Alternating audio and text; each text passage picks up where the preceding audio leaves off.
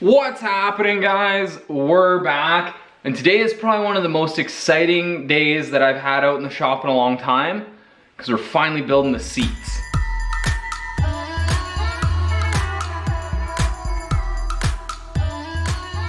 Alright, so we have done a lot of work on the seats for the car in the past. We made those foam versions. I thought about covering in fiberglass and making some sort of composite structure and whatnot. And then we realized that that really wasn't going to work very well. So we changed our mindset or our planning to go with the aluminum seat, very similar to the Kirky. Very similar to this Kirky seat that was kind of in there for mock-up. It's just like an aluminum bucket with some foam padding and a cover on it. So we made the decision to go that route. And then I did all the design work based on those foam kind of mock-ups or failed attempts, I guess we'll call them. Did all the design work in Inventor, and then just this last weekend I was able to get up to Trigger Industries with Landon, and we fired up his laser cutter and cut out all of the parts. Each seat is only 2 pieces, and so we cut out all the parts, and then we fired up the big CNC press brake and did all the folding on them. So now we have our this is a seat bottom, and this is our seat back. So we have our seats, we need to assemble them. So that's gonna be this week's episode. We are going to assemble and weld together the seats.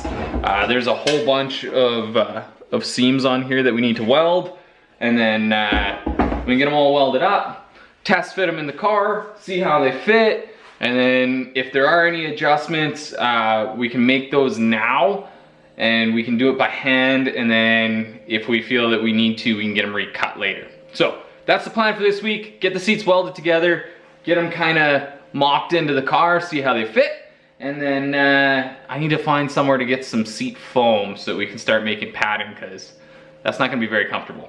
But let's fire up the welder and get to work.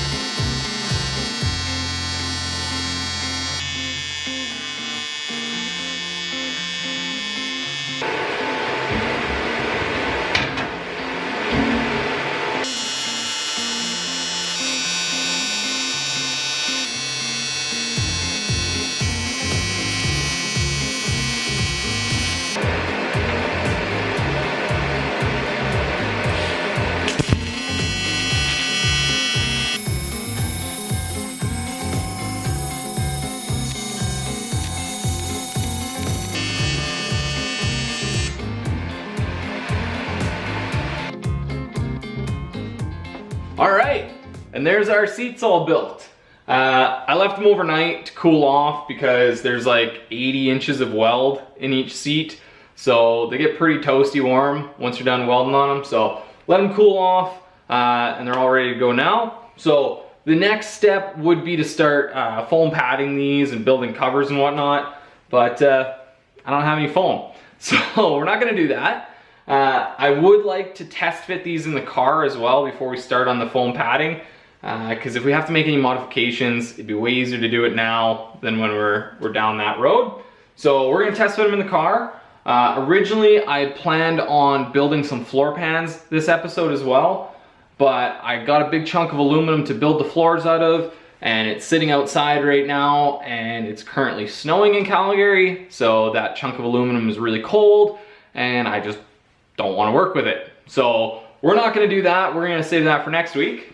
Instead, we're gonna test fit them in the car kind of the old-fashioned way that we've been doing with the Kirky. We're just gonna throw a couple of 2x4s in the chassis, set the seats on top of that, call it good enough. It won't be exactly where the seats are gonna land. We do also need to get the slider mechanisms to put underneath it, so there's a couple of things that we gotta look into there. But it should give us a pretty good idea of if there's any clearance issues. I'll be able to sit in it, see how they feel, make vroom vroom noises, you know, all the good stuff.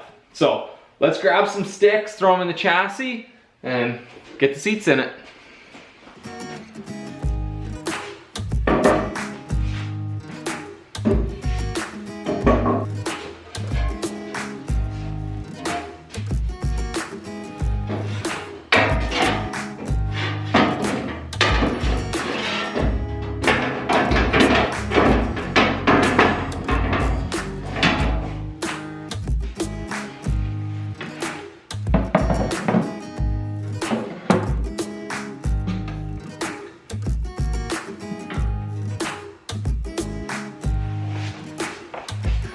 This wouldn't be an episode without DeWalt clamps holding something together.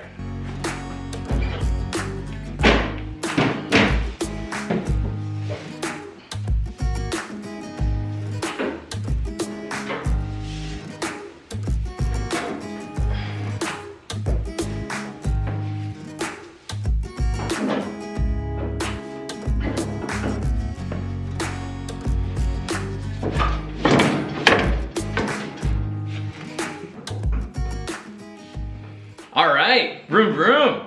I love it. It's nice to actually sit in the car. It's nice that I get a little bit more room in here without that Kirky kind of hugging me in, so it feels a little bit more like a regular car. The seats fit pretty well. The seating position's great. I did move myself forward a little bit because when I designed the car, I actually designed it a little bit longer than I needed because I'm only like 5'9", so I wanted to be able to accommodate a bit of a taller person. So we're designing it a little bit long, and then we're gonna put seat sliders in so we can slide the seat forward for me, or maybe even a little bit further forward for somebody a little bit shorter than me. There are a few things that we need to adjust in here. I can tell already the steering wheel is too close to me. That needs to move back probably 2 to 3 inches. I do want to try to get the seat a little bit lower. We might be able to do that depending on what our adjuster looks like and what we put in it for foam. We'll have to keep the bottom foam fairly thin in order to accommodate that.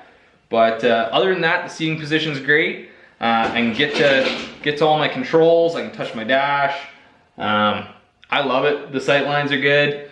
But there are a few issues that we have and some adjustments we need to make in order to get this seat to fit in here. So let's hop out and talk about those. All right, so adjustments we're gonna have to make. I'm just gonna actually grab you guys here so I can talk to you. So we designed the seat to be maximum width to fit inside of the car because we wanted the maximum amount of room kind of in between the leg bolster areas, honestly, so we could fit the biggest person in there. I'm a pretty skinny guy, so we could have went quite a bit narrower to fit me, but then that would have been really limiting in who could ride along. So we made the seat the maximum width, and unfortunately there are a few interference points. The number one being that bolt right there. So this is for our 4-link system. There it is on the outside there. So those bolts extend into the cabin right now and are hitting the seat. I have to kind of scoop it in behind, and those are gonna dig into whatever soft, fleshy bit of person is sitting right there. So those gotta move. So I do have a plan. First of all, we're just gonna spin them around so that the bolt goes this way. That'll gain us quite a bit of clearance. There still will be a bolt head stuck into the passenger compartment, which is not ideal. So I am gonna look at maybe moving that mount plate out 1/4 inch. I'll see if I got enough space to do that with my heim joint and everything. If I can move that out 1/4 inch, that'll accommodate the bolt head on the inside and kind of recess it in there.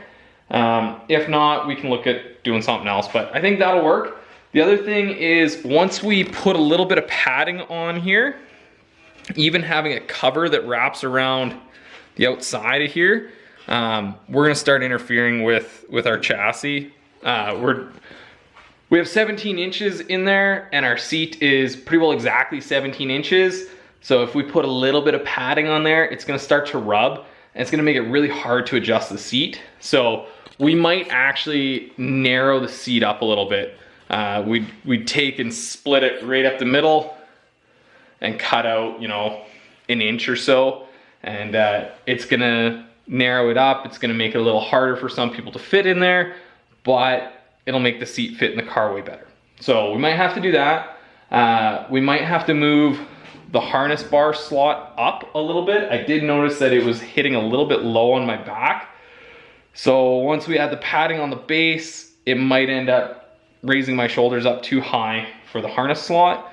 And if there's an even taller person than me in there, they'll end up with the harnesses wrapping all the way around their shoulders, which is not the ideal way to do it. So we might raise that up. We're gonna have to put a harness bar in on the chassis anyhow, so we can kind of adjust where that hits in order to get it in the right spot for the seat belts. And then there's one other issue, and it's easier to show it on the passenger side. So these seats have this little wing here, and our tunnel comes straight down here, and then it actually curves right here and it flares out this way. So it gets a little bit wider at the back, and we did that so we'd have clearance around our pinion.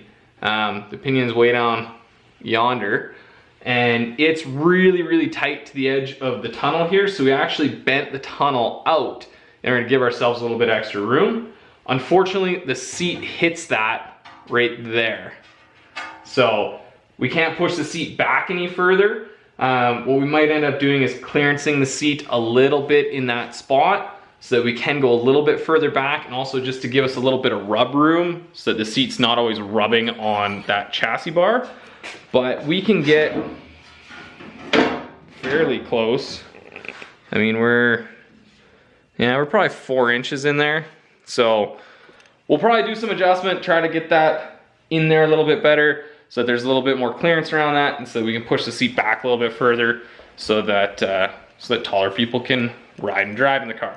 Other than that though, the seats look awesome. We always knew that there was gonna be a little bit of fine tuning and adjustment on them. So we'll do that, and then they'll be ready to go. So that's all we're gonna do this week though, you guys. I think that's pretty good progress. I'm pretty pumped with that. They look awesome in there. I can't stop smiling. So we got the seats in. I'm gonna do some work on getting us some foam so that we can start padding those out. And then we're gonna probably try our hand at upholstery. Probably gonna fail miserably and probably just take it to an upholstery shop, which will be cheaper, faster, and better. But it won't let us try it. So we're gonna do some more work on that. But we're probably not gonna do that next week. Next week, I think we'll bring in that aluminum that's freezing cold outside, let it warm up, and then we'll trace out and build the floor pans so that can get mounted up in there. And then we'll work on getting ourselves some seat sliders so we can put the seats in properly before we start foaming them. I want the seats to be properly mounted so that I can get an idea of how much foam I can get away with on the bottom before I raise myself up too high and ruin the ergonomics. So that's the plan for next week. In the meantime, guys, thank you so much for watching. If you haven't already, hit the like and subscribe button. Go check us out on Instagram, Left Foot First Media, and we'll see you next week. I'm out of here.